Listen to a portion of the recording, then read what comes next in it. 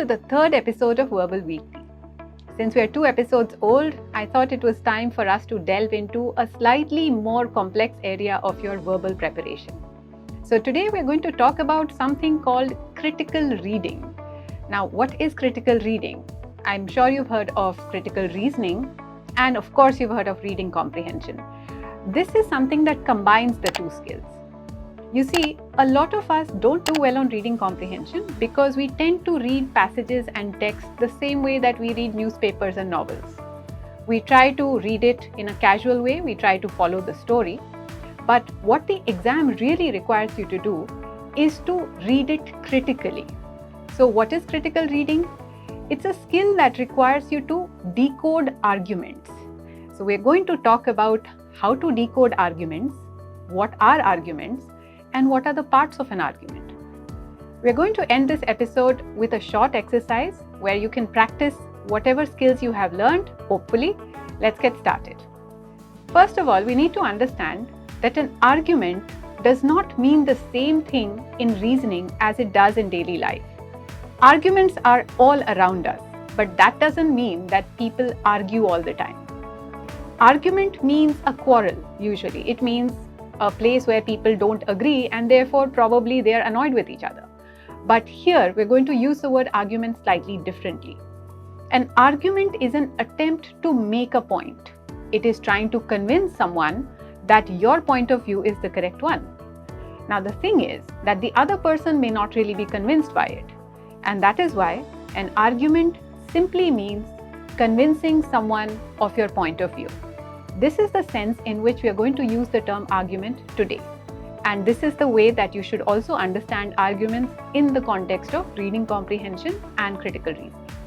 Let's understand the word argument a little better with the help of this picture. It's fairly simple to interpret. There are two people looking at the same thing. One person thinks that it is 4 sticks or 4 logs. The other person says, no, it's 3. Who is right? We might never know because clearly it's an ambiguous picture. So whenever you look at a text, you also need to evaluate the text in a similar way. The author may not state their point of view outright, but you have to understand what is the author's point of view. Now that we know what the word argument means, let's look a little deeper into how we decode arguments. Arguments are all around us. No matter where you look, someone is making a point. Let's take a look at a few of them. When you see the opinion page in a newspaper, as the page clearly says, it is an opinion, it's someone's point of view. Even when you look at an editorial, it is the editor's point of view. All of these are nothing but arguments. But they could also be presented to you in shorter, simpler formats. Take a look at this one. When the magazine cover proclaims something like this, the right medicine for the world economy, for example, it's clearly trying to tell you that there is clearly a right path as compared to the wrong path, which is also an argument. Sometimes you may not even realize that an argument is being made. For example, take a look at these 2 movie posters. Really famous movies. In case you do not know what I'm talking about, go ahead and do some research on your own. So here in Tare Zameen Par, it clearly says, every child is a star. In another movie, it says, seize the day, boys. Both of them are arguments. Then we have another song, a very famous one, which says, heal the world. Could a song be an argument? Of course, because it is also someone's opinion. Unfortunately, these are not the kind of arguments that you have to be on the lookout for. You are going to have to read text. The text may not be as simple as this or as funny as this. Nevertheless, it has to be done. So let's get started with that process. So is everything that is written in words an argument?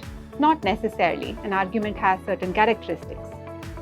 It needs to have something called a claim, and it has to have some supporting points, which we refer to as evidence or premises. So claim plus evidence makes an argument. The structure of an argument is fairly simple. It has these 2 parts. You have something called a conclusion. The conclusion is actually what the author is trying to prove. It's like the main point.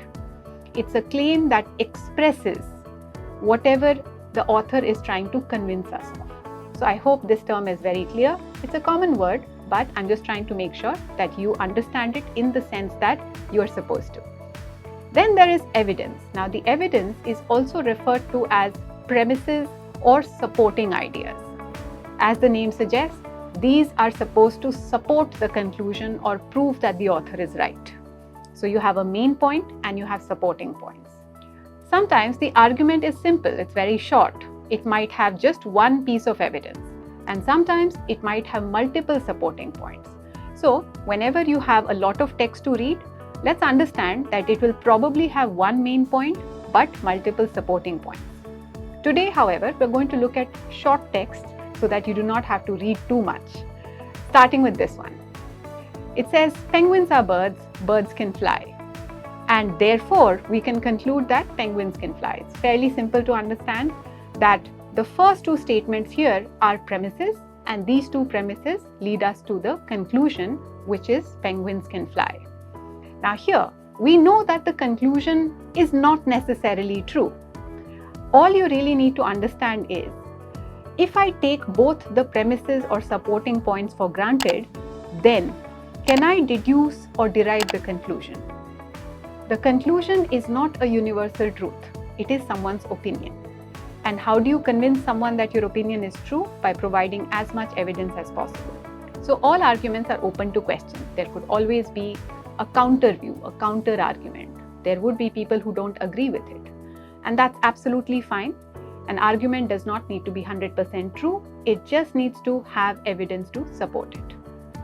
Now let's move on to how do you understand the difference between conclusion and premise. So the conclusion is not necessarily at the beginning or at the end. In fact, you don't know where it is. It could be anywhere in the text. Sometimes you have some words that help you out. So here on the screen, you have some words that we call conclusion indicator. I don't expect you to memorize the list. This is just to give you an idea that these kind of words will help you out. So if you want, you can jot them down somewhere, or you could simply take a look at them and move on. Both will do. Similarly, there are words that can help you identify premises. Now, premises are actually fairly easy to figure out. Once you know that something is a conclusion, the rest of the sentences will have to be premises, obviously. Not so. You need to be able to differentiate between sentences that actually support the conclusion versus sentences that are just there for effect. They are just building the context, they are providing the background. So you know how a lot of speeches begin with an anecdote? They start with a story. Sometimes they might start with a joke. Now the anecdote or the joke is not evidence. It is simply creating the background so that the author can get to the main point. So please remember, not all sentences are conclusions, nor are they all premises. You have to figure it out. So here on the screen, we have some words that will help you figure out what premises are. You can jot them down, or you can simply wait for this video to move on. We have an example here for you. So I want you to now take a look at this text. It's a very short paragraph, and see if you can identify the premise and the conclusion. There could be more than one premise, but there's going to be only one conclusion. Did you figure it out? We've underlined one word there to help you out, for. Now, for in this case kind of means because. So how do we read it? We say that the development of high temperature superconducting materials is technologically justified because, or for, such materials will allow electricity to be transmitted, blah blah blah. The rest of it is really not so important. Now in this argument, you will find that the words are a little difficult to understand. They sound a little technical. It's okay if you don't understand everything. Don't start Googling it. All you need to figure out is what is the author's main point and what are the supporting points. The supporting points here are these two sentences. Such materials will allow electricity to be transmitted without loss over great distances. The second premise is they will pave the way for trains that levitate magnetically. These two are the supporting reasons, and the conclusion is simply that the development of high temperature superconducting materials is technologically justified. That is what the author wants to prove. The other sentences are just offered as supporting ideas. So how do you know which is the main point, which is the supporting? Of course, here we have the word for to help you out. But you will not always find such words. So be on the lookout, keep looking for the author's main point and differentiate it from the supporting points. This is one of the key skills you need to master when you're reading. Let's take a look at another question. Now this is where the quiz starts. So please take your time, solve this. All you need to do is figure out the main point or the conclusion versus the premises or the supporting points. Here also, we have underlined some words, as a result. Do you remember what as a result indicates? As a result tells us that this sentence is the result of something else. So is this a premise or is this a conclusion? It's fairly easy to figure this one out. The premise here is the first half. Titanium combines with oxygen, nitrogen, hydrogen, all of which have an adverse effect on its mechanical properties. Because of this, titanium must be processed in their absence. So here the main point that we are making is the last sentence. In this case, the conclusion is at the end, but remember that it will not always be so. We have 2 more questions for you, so take a look at this. There is more to read. Now when we read this, of course, there are some helpful hints. Therefore, usually kind of means that this part is the conclusion. So how many premises are there? And sometimes you might want to simplify the premises for yourself. So we're trying to say that it is crucial to use positive techniques to model and reinforce appropriate behavior. We are trying to say that positive techniques are important, they are crucial, and then we are giving supporting points to convince us that that is true. So my conclusion is the sentence starting from therefore. Before that, we are starting off with the premise. Punishment, when speedy and specific, may suppress undesirable behavior, but it cannot teach or encourage desirable alternatives.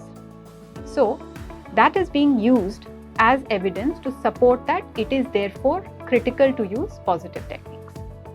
So again, sometimes the text may get technical, just keep focusing on main point versus supporting point to decode the argument.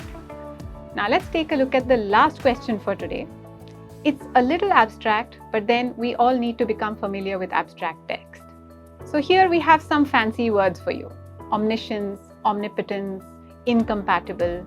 It's all right if you don't know the meaning right now. You don't have to look it up. You remember the task ahead of you. Find the conclusion, find the premises. So what is the main point? The main point is not very easy to figure out because we've not underlined anything. But did you figure it out on your own? Well, the conclusion here is that omniscience and omnipotence are mutually incompatible. At this point, if you want to Google these words, go ahead, but I can help you out. The word omniscient means someone who knows everything. So omniscience is knowledge of all that goes on. Omnipotence is to be all-powerful. What this is trying to say is that if you are omniscient, then you cannot be omnipotent. The two cannot go together. Why can they not go together? That is going to be my premise. If God is omniscient, He must already know how He is going to intervene to change the course of history. This is one reason. But there is another. But that means He can't change His mind about His intervention.